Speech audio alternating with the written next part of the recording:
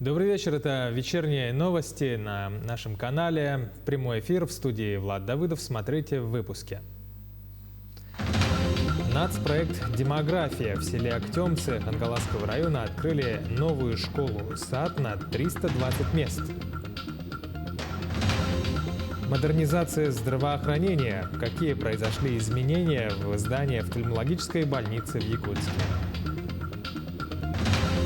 «Оберегай природу». Для проведения акции под таким названием представители компании «Алроса» прибыли в Вилюйск.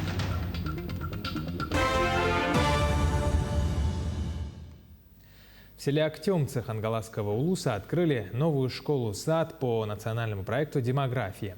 Объект на 320 мест распахнул свои двери для учеников и воспитанников.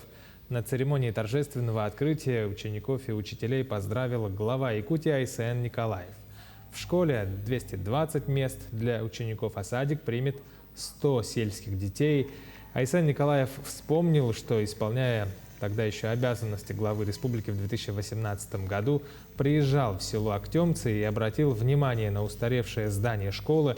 На следующий же день он поручил правительству разработать план строительства нового современного объекта школы-сада. А в апреле 2019 года была забита первая свая, и вот спустя всего 2 года открылось современное здание. Вот эта школа сделана просто на очень высоком уровне. Еще раз, архитектурные, дизайнерские решения как раз с точки зрения удобства детей, школьной мебели. В общем, я считаю, что школе саду в Актемцах очень повезло. Вот. Я рад, что сам принимал решение о начале строительства этой школы, сам забивал первую сваю. Ну и вот сегодня мы уже перерезали ленту, дети начинают учиться. За сутки в Якутии выявили 169 новых случаев коронавирусной инфекции. Из них в Якутске 96, в Мирнинском, Сунтарском, Усть-Алданском районах по 7, Ниренгринский 6, Амгинский, Усть-Майский и Хангаласский районы по 4 случая заражения. Во многих других районах от 1 до 3 случаев, данные на ваших экранах.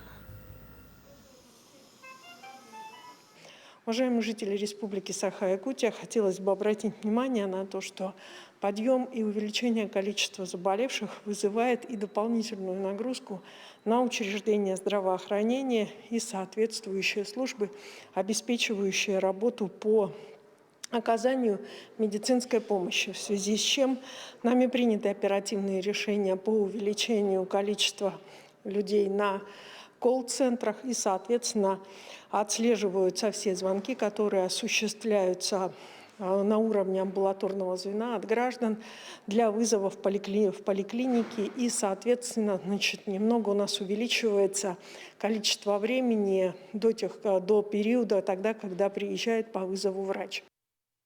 Глава Якутии осмотрел республиканскую офтальмологическую больницу. Там в рамках национального проекта «Здоровье» модернизировано здание больницы, приобретено новое современное оборудование. Врачи начали активно развивать стационарно замещающие технологии, выполняют операции по катаракте в условиях дневного стационара. Также с помощью реконструкции увеличено количество мест в стационаре. Буквально неделю назад медучреждение получило лицензию на образовательную деятельность. В ближайшее время начнется переподготовка кадров. Помимо этого, специалисты ежегодно выезжают в районы для оказания хирургической помощи населению. Также хочу отметить, что очень важным, на мой взгляд, новшеством работы больницы является то, что сейчас больница по договору с нашими центральными районными больницами делает уже выезды на места, и в районах уже проводятся и осмотры, и если необходимость, есть уже и операции. Вот недавно в Тампонском и Татинском районах у нас проведено свыше 80 операций во время такой выездной командировки. Это тоже очень важно, чтобы люди и на местах могли получать такую очень важную, очень нужную помощь, особенно если в такой, знаете, хрупкой, близкой для каждого человека области, как глаза. Врачи-офтальмологи недавно провели уникальную трансплантацию роговицы под лазерным сопровождением. В ходе осмотра больницы пациент поделился своими впечатлениями с главой республики. Он отметил, что стал намного лучше видеть после оказанной медпомощи. После операции стал видеть обоими глазами. Хотя видел только одним, а правым там уже еще не видел. Так я в этой больнице уже лет 6 или 7 лечусь. И хрусталики поменяли мне в глазах там. Сегодня свой профессиональный праздник отмечают работники санитарно-эпидемиологической службы России. В этот день 99 лет назад был принят важнейший документ, заложивший основу формирования в стране государственной системы охраны здоровья. С работой специалистов санэпидслужбы ознакомилась Марфирина Алексеева. На плечах специалистов санитарной и эпидемиологической службы лежит груз национальной безопасности страны. Вся история санэпид Якутии связана с борьбой с эпидемиями, профилактикой заболеваний, обеспечением надлежащих условий жизни, труда, отдыха и обучения населения. Результатом многих лет напряженного и беззаветного труда якутских специалистов, кому выпало жить и трудиться в первой половине 20-го столетия, стала победа над проказой, трахомой, цингой, сыпным и брюшным тифом, малярией и успешное противостояние туберкулезу. В сегодняшних условиях пандемии COVID-19 их труд особенно ценен и важен. Ежедневно в Центре гигиены и эпидемиологии города Якутска сотрудники проводят исследования и обрабатывают более 500 проб на COVID-19. В этом боксированном помещении, ламинарных боксах, проводится исследование на SARS-CoV-2, COVID-19, пробоподготовка, выделение нуклеиновых кислот, в частности РНК, и пробы передаются через шлюз для ПЦР-исследований. После выделения РНК проводится дальнейший этап – это обратная транскрипция. Следующий этап – это ПЦР, проводится в этом ламинарном боксе. На этих аппаратах ротори, биоради, ДТ-технологии, ДТ-праймер проводится детекция продуктов амплификации. Несмотря на увеличившийся объем работ, в штатном режиме проводятся плановые исследования. Лаборатория зоопасных инфекций занимается исследованием особо опасных инфекций.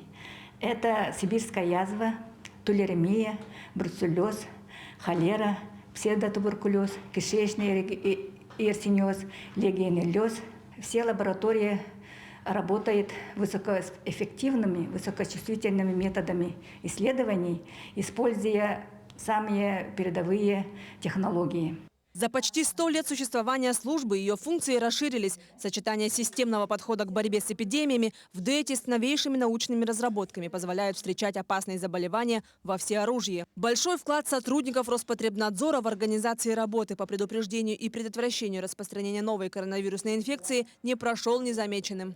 Указами президента Российской Федерации, орденом Пирогова награждены 11 сотрудников нашей службы и 4 специалиста медалями Луки Крымского. И отмечая наш профессиональный праздник, предюбилейный год, мы поздравляем наших уважаемых ветеранов службы, всех работников с праздником, Днем Государственной санитарно-эпидемиологической службы Российской Федерации. Желаю всем крепкого здоровья, благополучия, счастья, ну и удачи. Марфирина Алексеева, Артем Алексеев, Якутск. К другим новостям. Дорожные работы в рамках национального проекта «Безопасные и качественные дороги» в Якутске продолжаются. На данный момент в городском округе заасфальтировано 85% от общего назначенного плана. В столице в этом году в программу вошли 44 объекта общей протяженностью в 59 километров. Из них 8 переходящих объектов протяженностью более 11 километров. Это исторически рекордные объемы дорожного ремонта и дорожного строительства для Якутска. Плановый объем бюджетных денег на развитие улично-дорожной сети в рамках нацпроекта на год текущий составляет более 2 миллиардов рублей.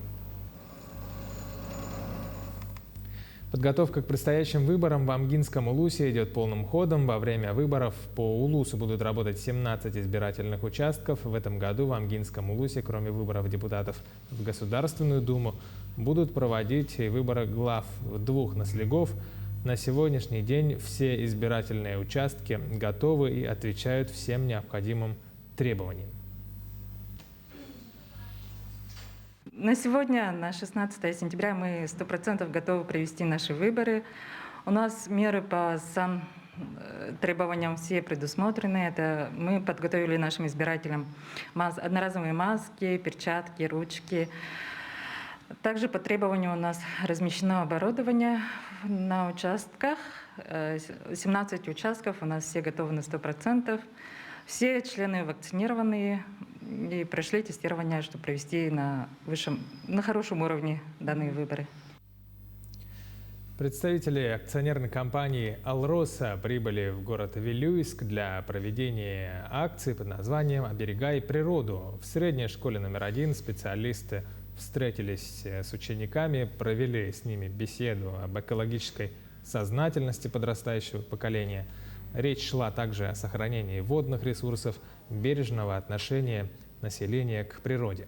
Рассказали также, насколько компания «Алроса» уделяет большое внимание сохранению экологии. Также в школе вручили экспресс-лабораторию «Пчелка-У» для этого учреждения для проведения анализов на воде, а учащимся вручили памятные подарки и сувениры. День завершился совместной уборкой на берегу реки Вилюй. Данная акция вообще влечет в себе несколько функций, так сказать. Это привлечение внимания к вопросам экологии, экологической безопасности, охраны окружающей среды. Также формируем у школьников бережное отношение к природе. И также это некая профориентационная кампания, чтобы школьники уже сейчас начали думать, в каком направлении им двигаться. Как раз таки хотим, чтобы они поступали и выбирали профессию именно связанную с экологией. На участке Чкалов Нюрбинского района состоялось открытие летнего коровника и двухквартирного дома для работников генофондного казенного учреждения «Якутский скот». С прошлого года это уже второй и третий объекты, построенные на новом участке. Напомним, в октябре прошлого года в Чкалов были завезены 50 голов якутского скота. Сегодня поголовье якутской породы домашнего скота там составляет 95 голов. Этой осенью еще планируют строительство ограждения территории протяженностью 8 километров. Сегодня на торжественном открытии объектов было принято решение присвоить имя заслуженного зоотехника республики Олега Петровича Маркова участку Чкалов генофондного казенного учреждения «Якутский скот». Таковы новости к этому часу. Оставайтесь с нами.